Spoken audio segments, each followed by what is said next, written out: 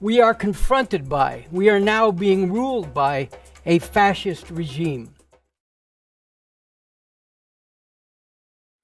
And the fact is that in this country, with its whole history of genocide, slavery, and racism, any form of fascism, including one basing itself on Christian supremacy, any urge to restore past greatness cannot help but be bound together with white supremacy.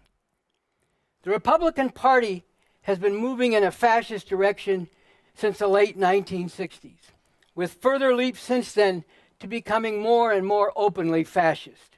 And in running for president in 1968, Richard Nixon adopted what has been called the Southern Strategy, which the Republican Party has followed ever since. This is a direct appeal to white supremacy, to the racism of white people, particularly, though not only, in the southern states, who are enraged that black people are not staying in their place. The Republican Party is not the party of Lincoln, as it sometimes demagogically claims to be. It has become much more the party of the Confederacy. With Ronald Reagan, the Republican Party took another leap on the road of fascism. Reagan very deliberately began his campaign for president in 1980 in Philadelphia, Mississippi, where in 1964, 3 civil rights workers were kidnapped and brutally murdered by white supremacists.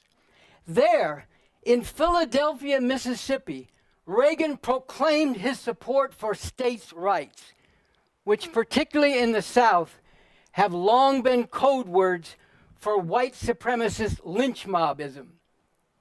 And after George W. Bush took things still further in a fascist direction, including the open use of torture and the active promotion of Christian fundamentalism, the Trump-Pence regime has made the leap into all-out fascism.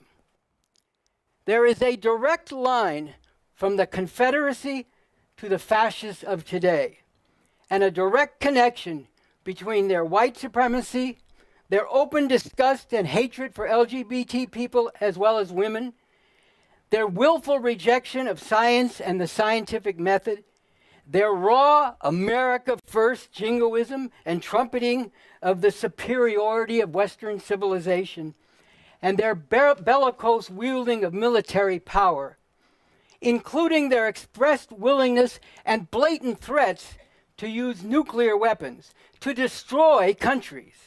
The truth, another terrible truth that must be faced, is that in the context of profound and acute contradictions that are asserting or reasserting themselves in ways that are tearing at the very fabric and deepening cracks in the foundation of this country, at the same time as the American empire is facing serious challenges internationally, fascism is one possible resolution of this, on the terms of this system and its ruling class, even as this is a horror for humanity.